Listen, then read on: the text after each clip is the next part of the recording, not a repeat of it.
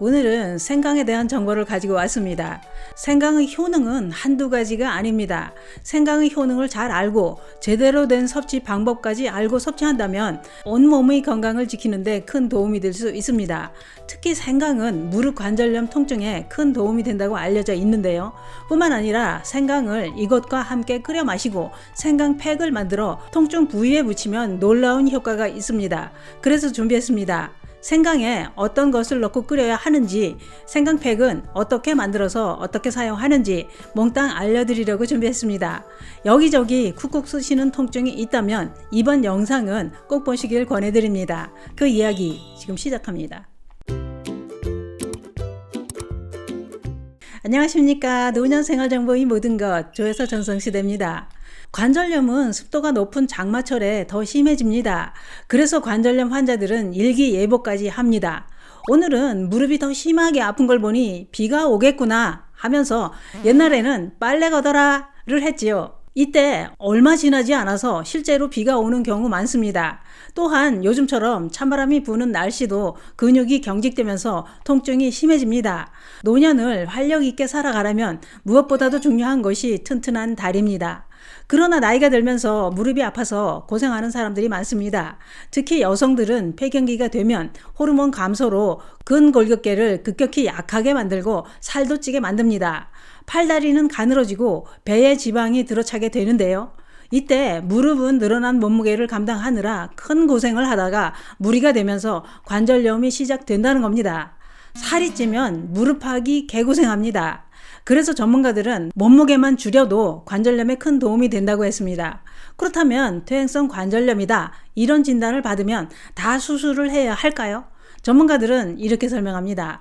수술을 결정하기 전 운동을 통한 보존 치료부터 해봐야 된다고 했습니다. 실제로 간단한 운동법만으로도 무릎 통증을 극복하고 수술 없이도 평범한 일상생활을 얼마든지 영위할 수 있다고 했습니다. 수술 없이 운동으로 극복한 환자의 비율이 46%나 된다는 겁니다. 그러면 무릎이 아파서 움직이기도 힘든데 뭔 운동을 어떻게 해야 하느냐? 전문가들은 우선 다리의 근력을 측정하고 그 결과에 따라 적합한 운동을 처방한다고 했습니다. 퇴행성 관절염이 다소 진행된 상태라고 해도 다리의 근육을 강화함으로써 무릎 연골에 가해지는 충격을 분산시키면 통증을 줄일 수 있다는 겁니다. 그러면 무릎 근력을 강화하는 운동은 어떤 게 있을까요? 그것은 바로 까치발 들기입니다. 전문가들은 뒤꿈치를 드는 까치발 들기가 다리 근육을 강화시키는데 큰 도움이 된다고 했는데요. 무릎이 아플 때 무리한 운동보다는 어디서나 간단하게 할 수 있는 까치발 들기를 꾸준히 하면 무릎 주변 근육 단련에 큰 도움이 된다고 했습니다.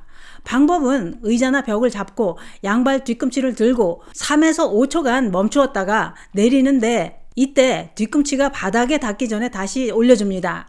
이런 동작을 5분 정도 반복해줍니다. 또 다른 방법은 의자에 앉아서 한쪽 다리를 들고 앞쪽으로 쭉 뻗고 발끝은 몸쪽으로 당겨 30초간 유지하고 천천히 내려줍니다. 이 동작을 교대로 5분 정도 반복합니다. 이렇게 근력 강화 운동을 하면서 드셔야 될 것이 있습니다. 그것은 바로 생강차입니다. 무릎 통증에 생강차를 마시는 데는 그럴 만한 이유가 있었습니다. 왜냐? 우리 건강에 큰 도움을 주는 생강이 무릎 관절염에도 효능을 발휘하기 때문입니다. 전문가들은 생강은 항염 효과가 있는 향신료라고 했습니다. 또한 생강이 건강상의 최고 이점은 메스꺼움과 통증을 완화해주는 효능이라고 했는데요. 뿐만 아니라 생강은 뼈 건강을 증진시키고 면역력을 강화해주는 식품이라고 했습니다. 특히 생강은 관절염 통증을 완화해주는 효능이 있다고 했는데요. 그 이유는 생강에 풍부하게 함유되어 있는 진저롤과 쇼가올 성분의 강력한 항염 작용으로 통증을 완화해주는 효능이 있다는 겁니다.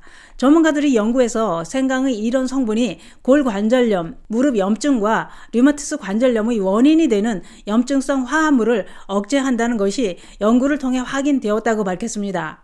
또한 생강은 운동으로 인한 근육통은 물론이고 모든 통증을 완화해준다고 했습니다. 그러면 통증 완화에 좋은 생강은 어떻게 섭취하는 게 더 효과가 좋을까요?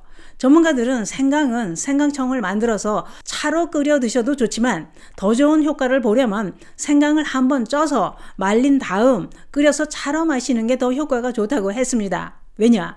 생강은 생으로 섭취하는 것보다 말리면 효능이 10배 이상 증가하기 때문입니다. 생생강보다 한번 쪄서 말리면 항염 효능이 있는 쇼가올 성분이 더 높아진다고 했는데요.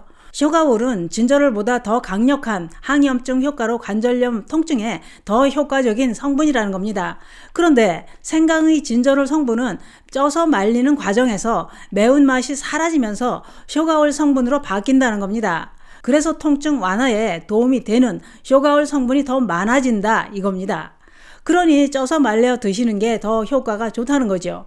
생강은 어떻게 찌느냐? 껍질을 깐 생강을 얇게 썰어서 찜기에 넣고 2-30분간 쪄서 건조기나 햇볕에 말리면 됩니다. 이렇게 말리고 찌는 과정을 2-3번 반복하는 게 더 좋습니다. 말린 생강이나 생생강이나 생강차를 끓일 때 또 한 가지 꼭 넣어야 할 것이 있습니다. 그것은 바로 대파입니다.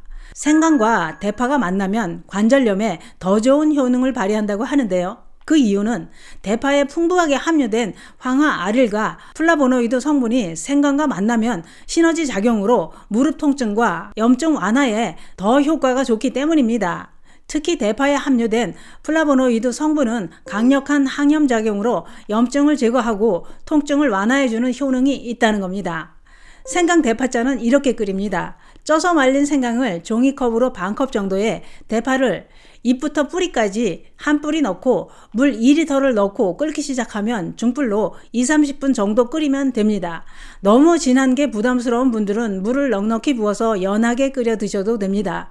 섭취 방법은 식후에 한 잔씩 하루 2잔 정도 마십니다. 생강차를 마시면서 생강으로 천연팩을 만들어 찜질을 하면 더 효과가 좋습니다. 생강 천연팩은 이렇게 만듭니다. 준비할 재료는 계피가루, 생강가루, 흑설탕, 밀가루, 물을 준비합니다. 준비한 재료를 볼에다 각각 반 스푼씩 넣고 밀가루는 한 스푼 넣고 천연 파스가 떨어지지 않을 정도로 물을 넣고 반죽을 합니다. 완성된 파스는 아픈 무릎 부위에 붙이고 거즈로 감싸줍니다. 이때 전자레인지에 따뜻하게 데운 수건으로 한 번 더 감싸주면 더 효과가 좋습니다. 생강 천연 파스는 취침 전에 붙이고 주무시는 게 좋습니다. 그런데 생강도 부작용이 있습니다. 생강차를 빈속에 드시거나 치질, 유궤양, 십시장 궤양 이런 출혈성 질환이 있다면 조심해야 합니다. 오늘은 생강의 놀라운 효능을 알아봤는데요. 무릎 통증은 물론이고 온갖 통증엔 생강차를 따끈하게 마셔보시는 건 어떨까요? 무릎이 아플 땐 생강이 최고입니다. 감사합니다.